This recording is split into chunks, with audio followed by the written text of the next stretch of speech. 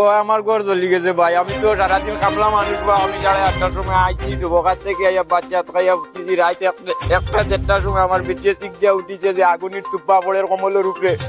তখন শিখ চিল্লা দিছি দিয়ে আমি বার হয়েছি, বার হইয়া আমার আমার 7 মাসের বাচ্চা এগুলো আছে ওগুলো লইয়া দৌড়িয়া আমি ও বাড়িতে গেছি। আমার ও বাইরনো যাওয়ার বাদে ওগুলো নিয়ে তো এর বাদে আমি আইয়া আমার বেটি বাঁচাইয়া এর ভিতরে দিয়ে আমার এনআরসি, আধার কার্ড, পান কার্ড, চাউল ডাই, ছাগল আর মুরু কাটলা সব একবারে চলিয়া চার খাই।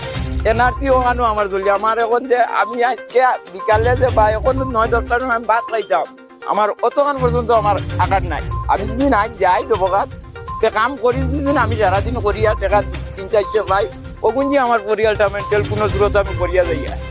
এখন আমার আমনাইতের গেছে, ওটাও বিচার মহিমরব্বীর গেছে, প্রচারণের গেছে, আর হিমন্ত স্যারের গেছে, আর আজমল স্যারের গেছে। আমি কই আর এটা আমার উচিত বিচার জেলা পর্যন্ত হওয়াইয়া দেওয়া লাগে ওলা দেখবো। আর আমার তোলা সন্দেহ আছে মানুষ 2-3 জনের উপরে আমি যে এটা ইজার দিয়া আমি দেওয়ার যে আর বর্তমানে তা না। আমি ও বর্তমানে আমনাইতের কাছ থেকে আমি ওখান অনুমতি লইয়া আমি যাই আর পারি। আচ্ছা তোমার ঘর পয়সা করে আসলো? জি পয়সা করে আসলো আমার। চাল পাতো আসলো? জি চাল আমি 25 কেজি নজরুল ভাই জেরুল যে তার দোকান থেকে ও 2500 টাকার খরচ আনছি। তারে জিকার করলে ভাই বাকি দিছে বেটা আমার 2 মাসের বাকি আমি তার কাছ থেকে আনছি।